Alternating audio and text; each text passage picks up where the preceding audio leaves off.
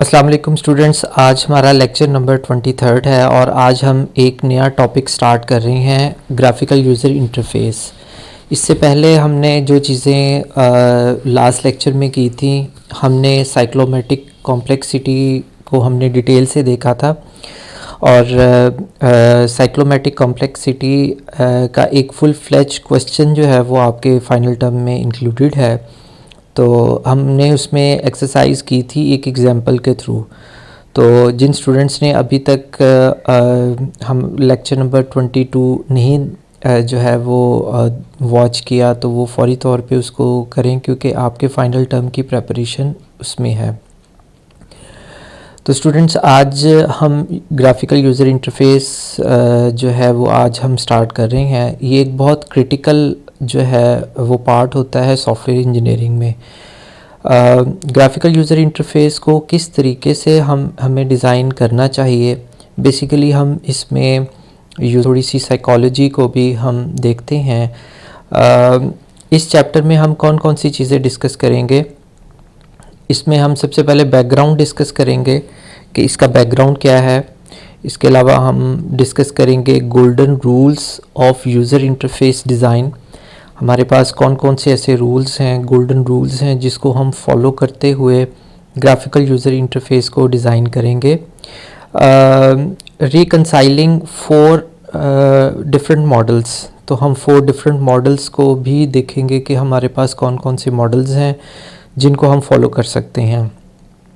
User interface analysis करेंगे, user interface का design हम जो है उसको देखेंगे, उसकी एवेलुएशन भी करेंगे और कुछ हम एग्जांपल्स भी जो है वो हम इसमें डिस्कस करेंगे। तो सबसे पहले हम बैकग्राउंड को देख लेते हैं कि इसका बैकग्राउंड क्या है। Interface design focuses on the following. अब जब हम ग्राफिकल यूज़र इंटरफेस की बात करते हैं, लेकिन अगर हम सिर्फ इंटरफेस की बात करते हैं तो वो 3 टाइप्स के होते हैं। कौन कौन से टाइप है इसमें? पहली टाइप है the design of the interfaces between the software components.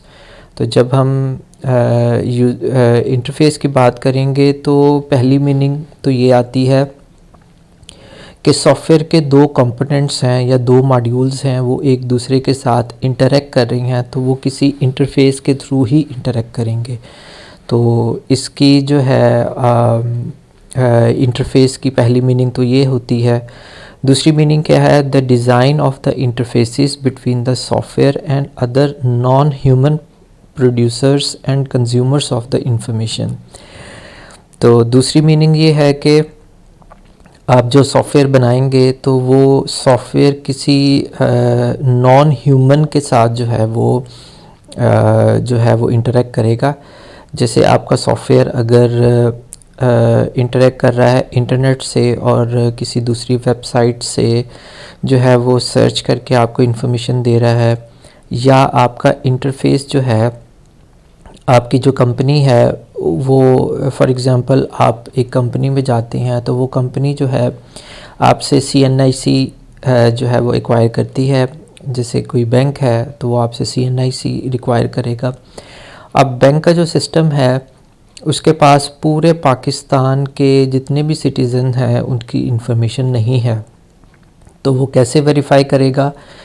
Bank का सिस्टम जो है वो किसी दूसरी ऑर्गेनाइजेशन जो कि हमारे पाकिस्तान में नादरा है उसके सिस्टम के साथ इंटरेक्ट करेगा। तो नादरा का जो सिस्टम है वो उसको जो CNIC जो हम दे रहे हैं उसको वो वेरीफाई करके देगा। तो इसका मतलब ये हुआ कि 2 सॉफ्टवेयर्स हैं। एक सॉफ्टवेयर तो हो गया बैंक का और दूसरा सॉफ्टवेयर हो गया जो है नादरा का। ये दोनों एक दूसरे के साथ इंटरेक्ट कर रहे हैं, तो वो किसी इंटरफेस के थ्रू जो है वो कनेक्ट होंगे। तीसरी जो एग्जांपल आती है, जो कॉमनली जब हम इंटरफेस की बात करते हैं तो वो ग्राफिकल यूज़र इंटरफेस है। जैसे the design of the interface between a human and the computer. तो अब एक ह्यूमन ने कंप्यूटर को जो है वो यूज़ करना है, तो ह्यूमन और कंप्यूटर के दरमियान जो इंटरफेस होता है उसको हम ग्राफिकल यूज़र इंटरफेस कहते हैं। तो जब इंटरफेस की बात करेंगे तो हमारे पास ये 3 जो है वो जो 3 इंटरफेसेस हैं टाइप्स के, वो हमारे सामने आएंगे। Graphical user interface have helped to eliminate many of the most horrific interface problem। तो ये हॉरर से ये वर्ड इस्तेमाल हुआ है, हॉरिफिक। अगर आप बैक टू 70s में जाएं या 80s में जाएं तो उस वक़्त कंप्यूटर को यूज़ करना बहुत मुश्किल होता था, क्योंकि ज़्यादातर कंप्यूटर्स को जो हम ऑपरेट करते थे थ्रू उनके शेल के थ्रू करते थे, कमांड्स के थ्रू करते थे। तो एक कॉमन पर्सन जो है उसको जो है कंप्यूटर के साथ इंटरेक्ट करना काफ़ी मुश्किल था। तो ग्राफिकल यूज़र इंटरफेस ने वो तमाम प्रॉब्लम्स जो हैं वो एलिमिनेट कर दी। However, some are still difficult to learn, hard to use, confusing, counter initiatives, unforgiving and frustrating। अभी भी जो है ग्राफिकल यूज़र इंटरफेस को डिज़ाइन करते हुए काफ़ी प्रॉब्लम्स आती हैं, कन्फ्यूजन भी होती है और काफ़ी लोग फ्रस्ट्रेट भी हो जाते हैं कि एक जो हमारा सिस्टम है उसको किस तरीके से जो है वो हम डिज़ाइन कर सकते हैं। User interface analysis and design has to do with the study of the people and how they relate to the technology. तो जब हम ग्राफिकल यूज़र इंटरफेस की बात करेंगे तो हम कहेंगे कि पीपल जो है वो टेक्नोलॉजी के साथ कैसे रिलेट करते हैं। हम लोगों की स्टडी करेंगे, उनकी साइकोलॉजी को देखेंगे, क्योंकि एक ही पर्सन है जो अगर आम शॉपिंग करने के लिए जाता है डिफरेंट आउटलेट्स के ऊपर तो उसका बिहेवियर डिफरेंट होता है, लेकिन जब वही पर्सन ऑनलाइन शॉपिंग के लिए जाता है तो उसका बिहेवियर टोटली डिफरेंट हो जाता है। ऑनलाइन में तो अगर उसको विदिन 5 to 6 सेकेंड अगर इंफॉर्मेशन नहीं मिलती तो वो फौरी तौर पे उस वेबसाइट को छोड़ देता है, जबकि हम वही पर्सन जो है अगर फ़िज़िकली जाके किसी स्टोर को जो है वो विज़िट करता है तो उसका बिहेवियर टोटली डिफरेंट होता है।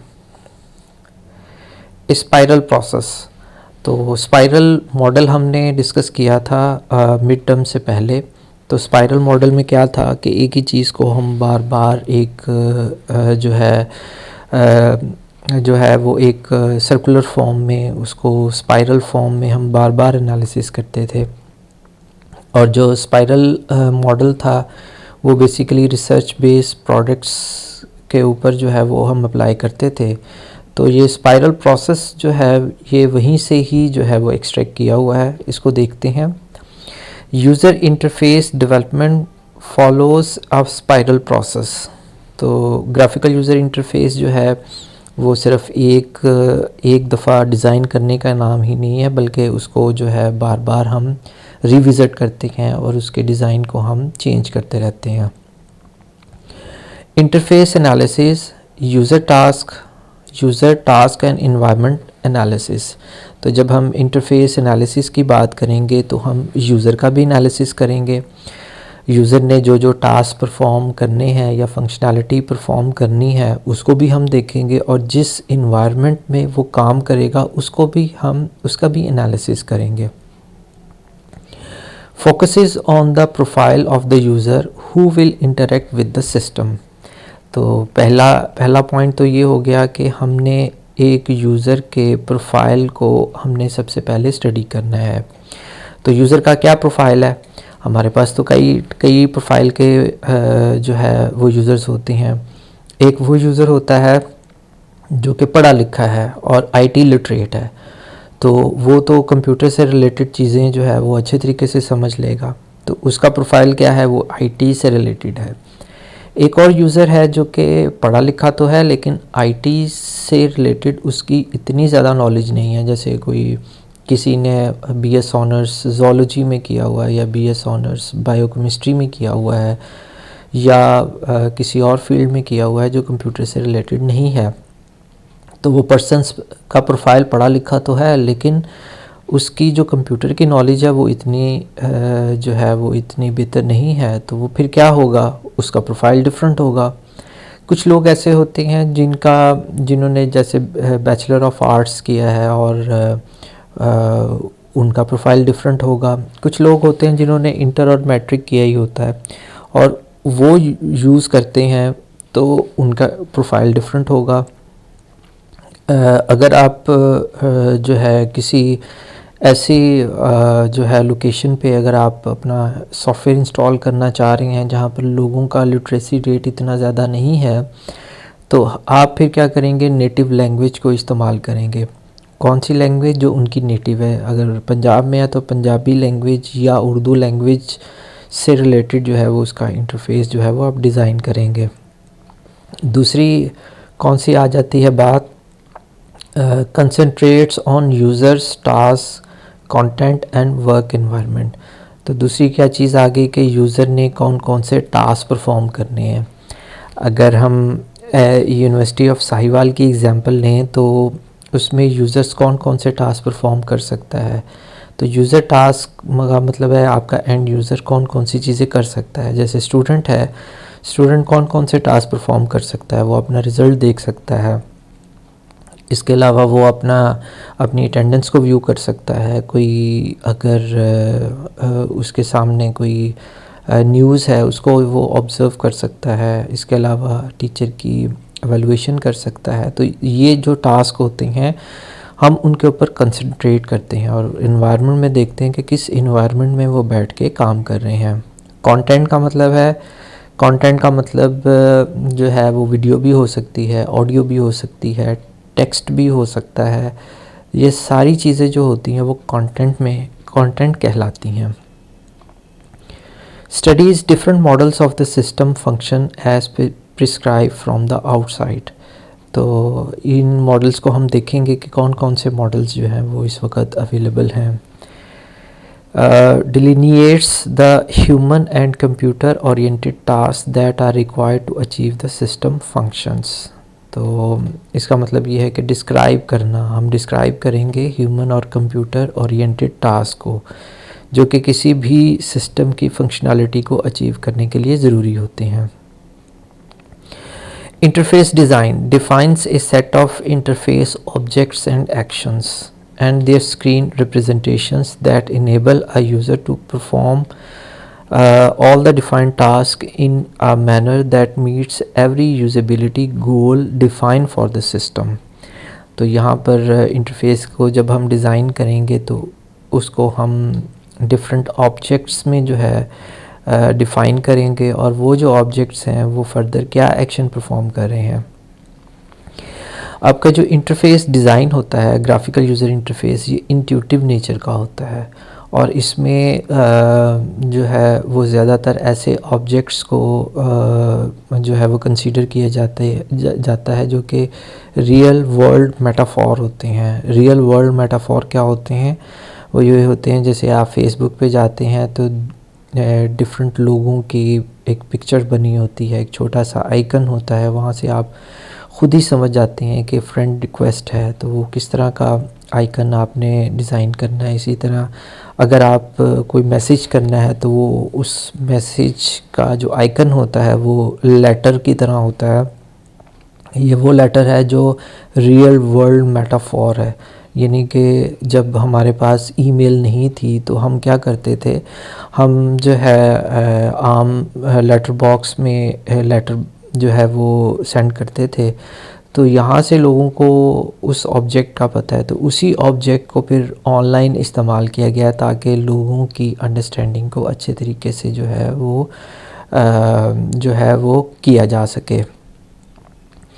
Interface construction begins with a prototype that enables usage scenarios to be evaluated। तो इंटरफेस कंस्ट्रक्शन हम कैसे करते हैं? बेस्ट वे तो यही होता है कि आप प्रोटोटाइप को इस्तेमाल करें। तो प्रोटोटाइप्स क्या होती हैं? ये एक टेम्परेरी मॉडल्स होते हैं जो कि आप अपने यूज़र्स को, एंड यूज़र्स को जो है वो देते हैं और बताते हैं कि इस बटन को प्रेस करने से ये फंक्शनैलिटी होगी, इसको करने से ये फंक्शनैलिटी होगी।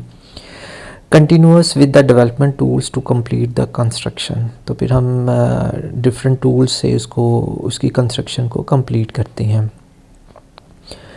इंटरफेस वैलिडेशन का मतलब है कि जो आपने बनाया है वो आप अपने यूज़र्स को दिखाते हैं, व्यू करवाते हैं, तो आपके यूज़र्स उसको व्यू करते हैं और देखते हैं कि जो चीज़ उन्होंने बताई थी क्या वाकई वो उसी तरीके से इम्प्लीमेंट हुई है। The ability of the interface to implement every user task correctly, तो हमारी पास जो इंटरफेस है उसकी जब हम इम्प्लीमेंटेशन करते हैं तो हम देखते हैं कि क्या वो हमारे टास्क को करेक्टली परफॉर्म कर रहा है कि नहीं कर रहा। To accommodate all the task variations and to achieve all the general user requirements, तो मेक श्योर कि वो तमाम टास्क की जितनी भी वेरिएशंस हैं और उसको वो अचीव कर रहा हो और जो है वो तमाम रिक्वायरमेंट्स को फुलफ़िल कर रहा हो। ये किस में हम कर रहे हैं, ये हम वैलिडेशन में कर रहे हैं, इस वैलिडेशन में कर रहे हैं।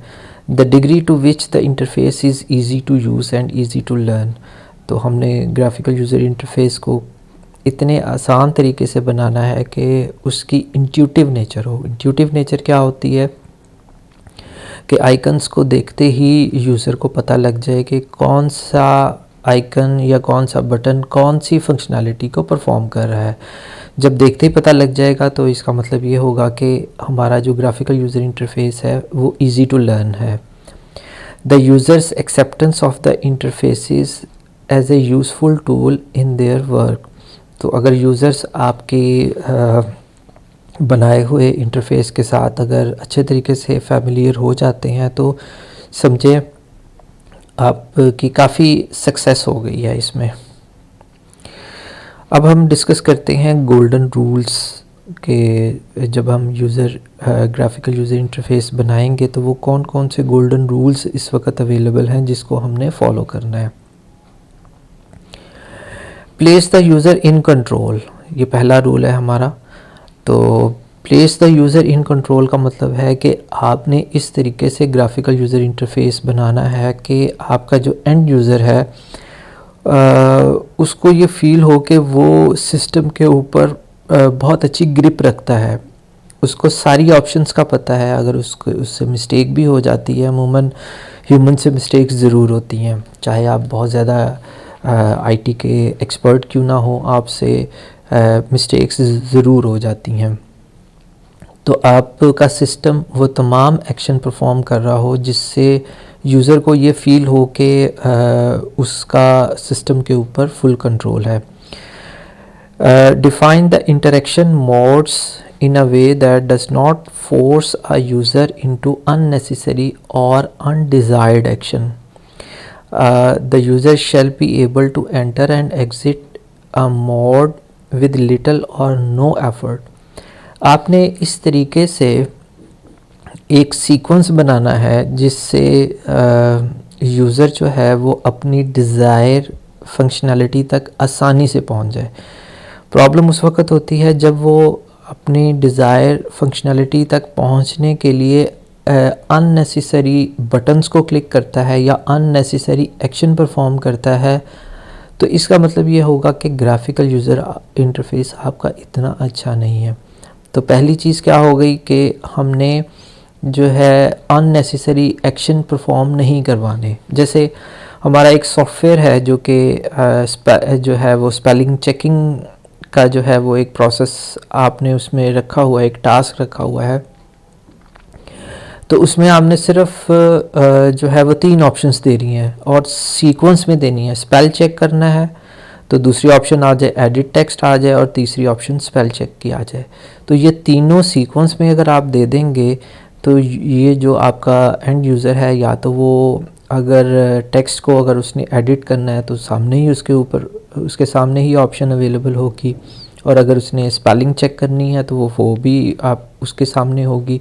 तो वो अननेसेसरी डिफरेंट बटन्स को क्लिक करके अपनी डिज़ायर फंक्शनैलिटी अचीव करने की कोशिश नहीं करेगा। दूसरी जो चीज़ है वो है provide for flexible interaction. The user shall be able to perform the same action via keyboard commands, mouse movement और वॉइस रिकग्निशन। तो this is very very important.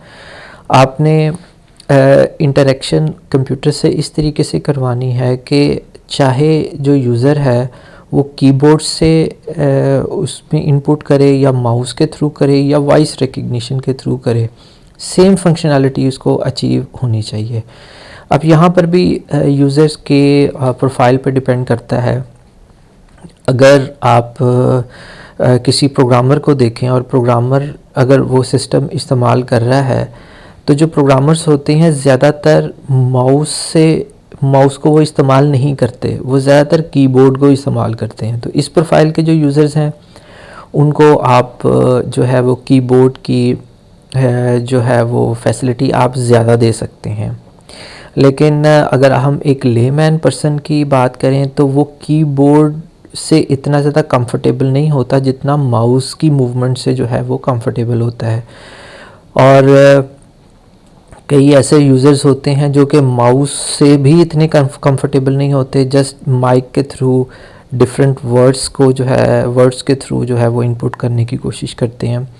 तो ये फिर डिपेंड करेगा कि आपके प्रोफाइल, आपके जो एंड यूज़र्स हैं वो किस प्रोफाइल को बिलोंग करते हैं, उसके लिहाज से आपने जो है वो चीज़ें जो है वो परफॉर्म करनी है। लेकिन बैकएंड के ऊपर अगर आपके सॉफ्टवेयर को मिक्स यूज़र ने इस्तेमाल करना है, जैसे आपके सॉफ्टवेयर को आईटी लिटरेट ने भी करना है, एक कॉमन पर्सन्स ने भी करना है, एक ऐसे पर्सन है जो सिर्फ वॉइस रिकग्निशन करते हैं, तो उस सूरत में फिर आप क्या करेंगे, सारे एक्शन जो है वो सेम जो है वो कीबोर्ड के थ्रू भी अचीव हो सके, माउस की मूवमेंट से भी हो सके और वॉइस रिकग्निशन के भी थ्रू कर सके। तो इस चीज़ का ख्याल रखना है। थर्ड पॉइंट है allow the user interaction to be interruptible and undoable. The user shall be able to easily interrupt a sequence of actions to do something else without losing the work that has been done so far. The user shall be able to undo any action. तो तीसरी जो important चीज़ इसमें ये हो गई कि आपने users को ये फ्लेक्सिबिलिटी देनी है कि अगर उसने कोई ऐसा एक्शन परफॉर्म कर भी दिया है और वो उसको जो है अंडू करना चाहता है, वो उसको कंटिन्यू नहीं करना चाहता, तो आपका ग्राफिकल यूज़र ये फैसिलिटी प्रोवाइड करे कि वो उसको अंडू कर सके। ये अमूमन मेरे साथ भी काफ़ी चीज़ें होती हैं। फॉर एग्ज़ाम्पल अगर मैंने मिस्टेकनली अगर किसी एक ऐसी एप्लीकेशन को जो है क्लिक कर दिया जो कि मैं ओपन नहीं करना चाहता, मैं किसी और एप्लीकेशन को ओपन करना चाह रहा था, तो अब मेरे पास दो ऑप्शंस हैं। पहली ऑप्शन तो ये है कि मैं उस एप्लीकेशन को स्टार्ट होने तक मैं उसका वेट करूं। तो दूसरी ऑप्शन ये है कि मैंने क्लिक तो कर दिया है लेकिन मैं फ़ौरी तौर पे उसको क्लोज़ भी कर सकूं, यानी कि ज़ाहिर है मेरे सामने अगर कोई इंटरफेस ऐसा आएगा कि मैं इसको अब्रप्ट कर सकूं तो वो मैं उसको कर दूं। तो अगर तो मैं सारी एप्लीकेशन को ओपन होते हुए देखता हूँ और वेट करता हूँ, तो ये ग्राफिकल यूज़र इंटरफेस इतना अच्छा नहीं है, क्योंकि उसने मुझे कंट्रोल नहीं दिया। किसी भी एप्लीकेशन को स्टार्ट होते हुए जो है ये आपके पास ऑप्शन होनी चाहिए कि उसको आप अनडू कर सके। फोर्थ पॉइंट है streamline interaction as skill levels advance and allow the interaction to be customized. The user shall be able to use a macro mechanism to perform a sequence of repeated interactions and to customize the interface. आपने देखा होगा कि आप जो है आपके सामने अगर विंडोज़ है तो विंडोज़ आपको जो है वो कस्टमाइज़ ऑप्शन देती है। कस्टमाइज़ का मतलब है आप अपनी मर्ज़ी के मुताबिक आइकन्स को लार्ज कर सकते हैं, मीडियम कर सकते हैं और स्मॉल भी कर सकते हैं। कुछ यंग पर्सन्स जो होते हैं वो ज़्यादा जो है वो ग्राफिकल यूज़र इंटरफेस को लाइक करते हैं जिसके आइकन्स बहुत छोटे हों। लेकिन वही इंटरफेस कुछ लोग ऐसे होते हैं जो कि आइकन्स बड़े जो है वो ज़्यादा लाइक करते हैं। तो कई लोगों की आई साइट थोड़ी सी वीक होती है, वो चाह रहे होते हैं कि आइकन्स लार्ज स्केल पे उनको नज़र आए। तो अगर आपने ये फ्लेक्सिबिलिटी दी हुई है कि आप अपने इंटरफेस को कस्टमाइज़ कर सकते हैं, कस्टमाइज़ का मतलब है आप अपनी मर्ज़ी के मुताबिक आइकन्स को की साइज़ को बढ़ा सकते हैं, बैकग्राउंड इमेजेस को चेंज कर सकते हैं, बैकग्राउंड कलर्स को चेंज कर सकते हैं। इसके अलावा आपने नीचे जो आपके पास बार है, टास्क बार है, उसको चेंज कर सकते हैं। डिफरेंट ऐसे प्रोग्राम्स हैं जो कि आप ज़्यादा इस्तेमाल करते हैं, आप उसके आइकन्स को फ्रंट पे प्लेस कर सकते हैं। तो ये आपको लिबर्टी देनी पड़ेगी। फिफ्थ है hide the technical internals from the casual users. तो कोशिश करें कि आपकी जो कंप्यूटर की जो इंटरनल आपकी जो स्पेसिफिकेशन है, जैसे सोर्स कोड तक आप जो है आम यूज़र्स को जो है वो आप एक्सेस ना दें, या ऐसी फ़ाइल्स जो कि बहुत ज़्यादा क्रिटिकल हैं, आम यूज़र हो सकता है उसको डिलीट कर दे। डिलीट करने से क्या होगा, आपके सॉफ्टवेयर की फंक्शनैलिटी जो है वो इंटरप्ट हो जाएगी, या आपका सॉफ्टवेयर करप्ट हो सकता है। तो फिर आपको टेक्निकल इंटरनल डिटेल्स जो हैं वो एक आम यूज़र से हाइड करनी चाहिए। The user shall not be required to directly use the operating system, file management, networks, commands to perform any action. Instead, these operations shall be hidden from the user and performed behind the scene in the form of a real world abstraction. तो abstraction का word ये होता है कि आपको सिर्फ interface से concern होता है, उसकी डिटेल से कंसर्न नहीं होता। इसकी एब्स्ट्रैक्शन की मैं एग्जांपल ये भी ले सकता हूँ कि अगर आपके पास गाड़ी है और आपके पास वो गियर बॉक्स है, तो गियर बॉक्स की जो ऊपर हैंडल होता है गियर बॉक्स का, सिर्फ वही आपको विजिबल होता है। उसमें भी डायरेक्शन दी होती हैं कि पहला गियर या दूसरा, तीसरा, चौथा और पांचवा गियर किस तरीके से लगने हैं। तो यूज़र को सिर्फ इसी से कंसर्न होता है कि, और बाकी उस गियर बॉक्स को जो है वो उन्होंने हाइड किया होता है, उसकी डिटेल जो है उस बॉक्स के नीचे होती है। जबकि यूज़र को सिर्फ ऑपरेट करने के लिए वो हैंडल के थ्रू ही ऑपरेट कर सकता है, लेकिन वो इंटरनल डिटेल में नहीं जा सकता। और अगर वही बॉक्स ओपन होता तो ऑब्वियसली कई चीज़ें उसमें गिर सकती थी, और यूज़र भी जो है वो उसको डिफरेंट तरीके से व्यू करके उसके साथ छेड़खानी कर सकता था। तो इसको कहते हैं एब्स्ट्रैक्शन। एब्स्ट्रैक्शन का मतलब है सिर्फ हम इंटरफेस पे रहते हैं, उसकी डिटेल में नहीं जाते। तो इस जो हमारे पास पॉइंट नंबर 5 है, उसमें भी हम जो इसी तरीके से है, वो जो डिटेल में हम नहीं जाएंगे, हम अपनी जो इम्पोर्टेंट फाइल्स हैं वो कैजुअल यूज़र से जो है वो हम जो है वो हाइड रखेंगे। Designed for direct interaction with objects that appear on the screen. The user shall be able to manipulate the objects on the screen in a manner similar to what would occur if the objects were a physical thing. For example, stretch a rectangle, press a button, move a slider. तो हमने अपने जो users हैं उनको आपने ये flexibility देनी है कि जो आप डिफरेंट जब आपने ग्राफिकल यूज़र इंटरफेस को यूज़ करना है तो डिफरेंट आइकन्स होंगे। वो आइकन्स बटन की फॉर्म में भी हो सकते हैं, ड्रॉप डाउन मेन्यू की फॉर्म में भी हो सकते हैं। तो वो आइकन्स के थ्रू ही अपनी फंक्शनैलिटी जो है वो अचीव करे। दूसरी जो इम्पॉर्टेंट रूल है, reduce the users memory load. कोशिश करें कि यूज़र जो है वो कम से कम अपनी ब्रेन के ऊपर, मेमोरी के ऊपर लोड डाले। जैसे अगर मैं कोई पासवर्ड भूल जाता हूँ तो उस पासवर्ड को रिट्रीव करने के लिए सिंपल जो है वो स्टेप्स होने चाहिए, रादर देन के हमारा सिस्टम ये पूछे कि जी लास्ट टाइम आपने क्या जो है वो एक्शन परफॉर्म किया था। ज़ाहिर है फिर अगर इस तरह का कोई क्वेश्चन आता है तो मैं अपनी ब्रेन को यूज़ करने की कोशिश करूँगा, अपने मेमोरी को यूज़ करने की कोशिश करूँगा कि लास्ट टाइम मैंने कौन कौन सी जो है वो चीज़ें परफॉर्म की थी। और अगर हमारा सिस्टम ये कहता है कि आपका जो पासवर्ड आपने जो सेट किया था उससे मिलता जुलता पासवर्ड जो है वो आप यहाँ पर टाइप करें, तो वो भी मेरी मेमोरी पे लोड होगा बीइंग अ यूज़र। तो हमें क्या करना पड़ेगा, reduce the demand on the short term memory. तो हम कम से कम मेमोरी इस्तेमाल करेंगे। The interface shall reduce the users requirement to remember the past action and results by providing visual cues of such actions. तो इसमें जो है अब तो काफ़ी जो है हमारे ईमेल्स के ऊपर अगर हम पासवर्ड भूल जाते हैं तो वो हमारे